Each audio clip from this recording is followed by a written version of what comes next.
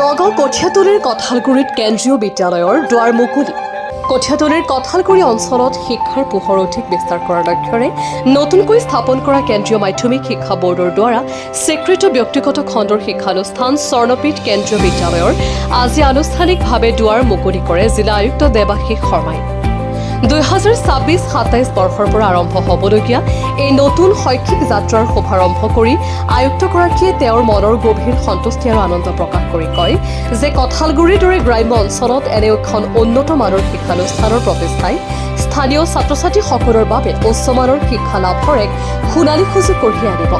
তেওঁ আশা প্ৰকাশ কৰে যে এই বিদ্যালয়খনে কেৱল পাঠ্যপুথিৰ জ্ঞানেই নহয় বৰঞ্চ আধুনিক আৰু গুণগত শিক্ষাৰে অঞ্চলটোৰ নতুন প্ৰজন্মক ৰাষ্ট্ৰীয় পৰ্যায়ত প্ৰতিষ্ঠিত হ'বলৈ সক্ষম কৰি তুলিব আৰু সমাজ গঠনৰ প্ৰক্ৰিয়াত এক বিশেষ ভূমিকা পালন কৰিব। আজি এটা অত্যন্ত পবিত্ৰ এটা দিন। আমাৰ এই অঞ্চলত CBSE স্কুল এখন নাছিলে আৰু এই বিদ্যালয় এখন কেন্দ্ৰীয় বিদ্যালয় এখন স্থাপন কৰিবলৈ ওলাইছে আমাৰ বৰা ডাঙৰীয়াৰ নেতৃত্বত আৰু তেওঁৰ সমূহ দলটিক তেওঁলোক সকলোলৈকে মই মোৰ আন্তৰিক শুভকামনা আৰু অভিনন্দন জনাইছোঁ।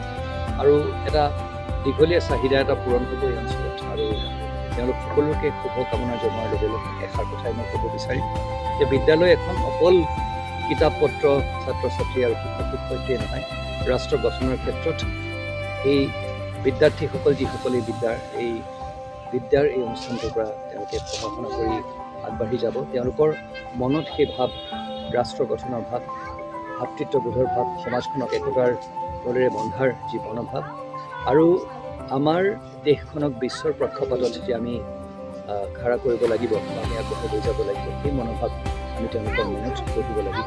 আৰু মোৰ দৃঢ় বিশ্বাস যে উদ্যোক্তাসকলে এইখিনি কথা নিশ্চয় মনত ৰাখি আগবাঢ়িব। পুনৰবাৰ তেওঁলোকক মোৰ আন্তৰিক অভিনন্দন জনাইছোঁ, এই অনুষ্ঠানটোৰ উত্তৰ কামনা কৰিছোঁ। আজি কঠীয়াতলী অঞ্চলত কঁঠালগুৰি গাঁৱত স্বৰ্ণপীঠ কেন্দ্ৰীয় বিদ্যালয় আৰম্ভণি কৰা হৈছে। আজি এই শুভ মুহূৰ্তত অক্ষয় তৃতীয়াত মাননীয় আয়ুক্ত মহোদয়ৰ পৰা আদি কৰি আমাৰ বিশিষ্ট ব্যক্তি মদন বৰদলৈ আৰু সাইণ্টিষ্ট তন্ময় চক্ৰৱৰ্তী, লগতে অন্যান্য ৰেল বিভাগৰ কৰ্মচাৰী ভাস্কৰ বৰদলৈ, বৰ্তমান তেওঁ আয়ুক্তই মুকলি কৰি দিয়াৰ পিছতে ভজন কীৰ্তন আৰম্ভ হৈছে। আমাৰ বিশিষ্ট ব্যক্তিৰ যি ভাষণৰ সমাপ্তিৰ পিছত